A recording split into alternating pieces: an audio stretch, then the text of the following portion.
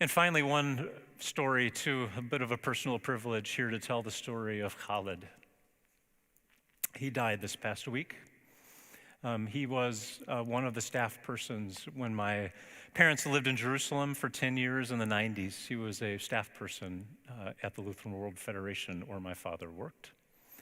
He started off as a gardener, kind of just watering plants. And every morning he would come by and he would water the plants around our house, which was on the property of the programs in East Jerusalem.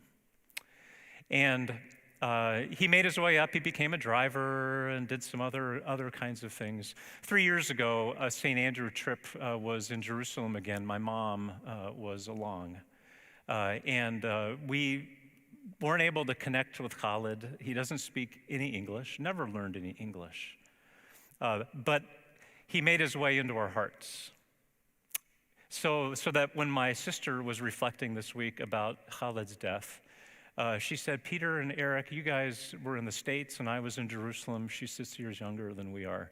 Khalid was like my other brother. Khalid would carry in the groceries when mom and dad would get home into the house. He did all these kinds of things. And sure enough, 3 years ago when we were back on the Mount of Olives, Khalid saw mom again. And I hope that you can see the endearing and tenderness of Khalid embracing my mom.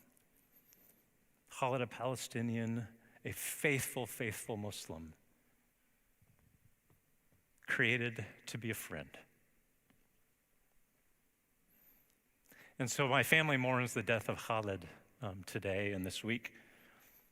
But we also have a little bit of new wine put into the old wineskin here that needs to be busted out and broken and remade, because we need that these days.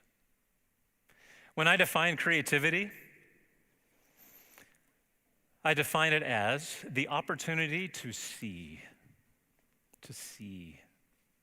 people like Khalid, people like Mary, like Pat, to discover perhaps for the first time a gift that you maybe have.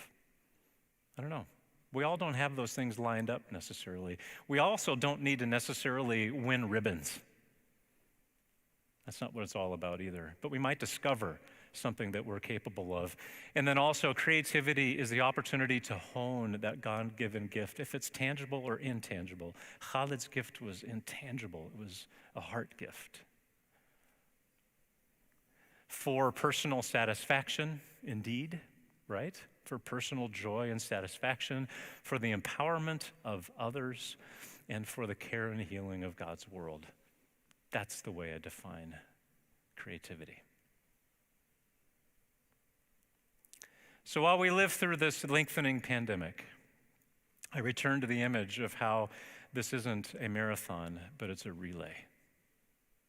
What I need on the days when I need it is to pass off a baton to someone else who can keep running the race, so I can sit down and watch and be inspired.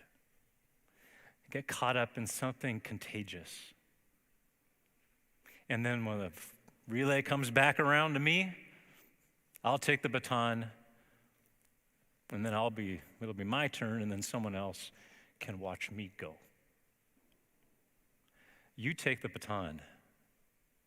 I take the baton. And if God creates us in this image to be creative in the midst of chaos, I can't wait to see what's going to happen. I can't wait. That's Christian hope and confidence, and that we're in this together with God by our side.